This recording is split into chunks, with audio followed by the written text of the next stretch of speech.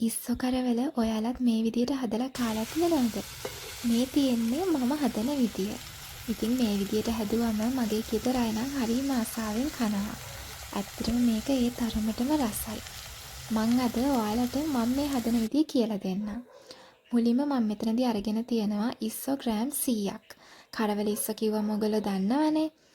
ඒ වගේම මේකට ඕන කරන ලූණු, තක්කාලි, අමුමිරිස්, සුදු ලූණු, ඒ වගේම තමා ලුණු, කෑලි මිරිස්, කහකුඩු චුට්ටක්, කුරුඳු පොත්තක්, අබ ටිකක්. මේ අවශ්‍ය කරන දේවල් ඔක්කොම මම ළඟින් තියාගත්තා.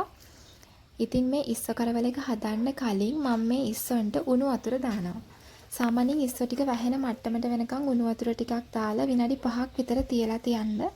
මොකද මේ විදියට කරාම අර ඉස්සොන්ගේ තියෙන ලුණු ගතිය සෑහෙන දුරට අයින් වෙනවා. මං මේ විදියට උණු වතුරේ දාලා විනාඩි 5ක් විතර තියලා ඒක හොඳට හොදලා වෙන භාජනයකට දාලා තවත් දෙවතාවක් සාමාන්‍ය වතුරෙන් හොදලා තමයි මේ ඉස්සු ටික ගන්න. ඕගොල්ලෝ අනිවාර්යෙන් මේ විදියට උණු වතුරෙන් දාලා හොදලා ගන්න. නැත්තම් මේ කරවල ඉස්සන්ගේ ලුණු ගතිය හරීම වැඩි.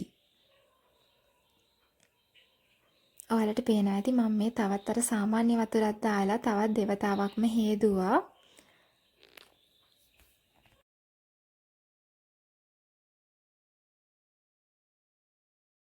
දැන් මං ඉස්සෝ එක හොදගෙන ඉවරයි. මේ ඉස්සෝ එක හදන භාජනයේ මම ලිපේ තියෙනවා. මම මේ තාච්චියේ තමයි ඉස්සෝ එක හදන්නේ. ඊට පස්සේ මුලින්ම ඉස්සෝ ටික පැද ගන්න ඕන නිසා මම තෙල් ටිකක් වැඩිපුර දාගන්නවා. ඉස්සෝ ටික හොඳට ගැඹුරු තෙලේ බැදෙන්න ඕන නිසා.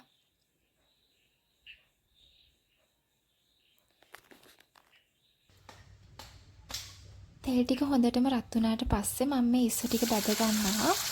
ඉස්සෝ ටික ගොඩාක් කර කර ගන්නත් එපා. සාමාන්‍යයෙන් අර අපේ අතට දැනෙනවනේ සරසර ගාන මට්ටම.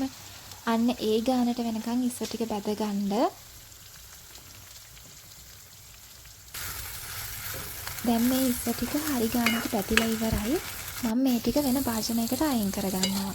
තෙල් තාච්චියේ හැමම ලිපේ තියද්දි මම මේ ඉස්සෝ ටික විතරක් වෙන භාජනයකට අයින් කරගන්නවා.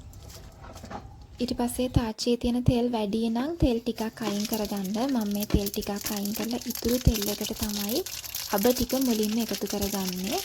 අබ ටික පිපිරීගෙන එනකොට සුදු ලුණු ටිකත් එකතු කරගන්න. මේ තාච්චියේ තෙල් තියාගන්න ඕනේ ලුණු ටික දත ගන්න විතරයි. තෙල් ගොඩාක් වැඩි කරගන්න එපා. එහෙම වුණොත් ඉස්සෝ එක ටිකක් තෙල් ගතිය වැඩි වෙන්න බලනවා. සුදු ලුණු එක රන්වන් පාට වුණාට පස්සේ අපි මේකට දිය ලුණු ටිකයි අවමිරිස් ටිකයි එකතු කරගන්නවා. අවමිරිස් ටිකයි දිය ලුණු ටිකයි එකතු කරගත්තට පස්සේ මම මේක හොඳට කලවම් කරනවා. මේ වෙලාවේදී ලුණු කුඩු, කහ කුඩු, කුරුඳු පොතු කෑල්ල එකතු කරගන්න. ලුණු කුඩු එකතු කරගන්නකොට ලුණු කුඩු හරිම පරිස්සමින් පොඩ්ඩක් එකතු කරගන්න.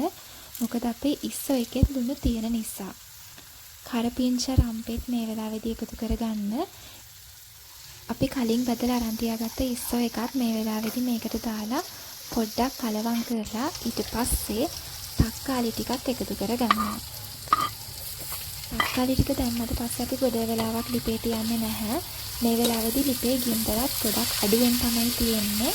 අන්තිමටම අපි මේකට කෑලි මිරිස් ටික එකතු කරගන්නවා. කෑලි මිරිස් ටික මුලින් එකතු කරගන්න එපා. මොකද කෑලි මිරිස් ඉක්මනට තෙරුත් එක්ක කර වෙන්න බලනවා. ඒ නිසා අන්තිමටම කෑලි මිරිස් ටික එකතු කරලා විනාඩියක් දෙකක් මේ විදියට පොඩ්ඩක් කලවම් කරලා මේක ලිපෙන් බාගන්න. ඇත්තටම මේ ඉස්සෝ කරවල එක නම් මාරම රසයි. ඉතින් ඔයාලත් අනිවාර්යයෙන්ම මේක හදලා බලන්න. ඉතින් මම කියවනේ මේක මං හැදුවේ මගේ දවල් කෑම වේලකට කියලා. ඒ දවල් කෑම වේලට මේ ඉස්සත් එක්ක හදපු අනිත් හරිස් මොනවද කියලා බලන්න මගේ channel එකත් subscribe කරලා තියාගන්න.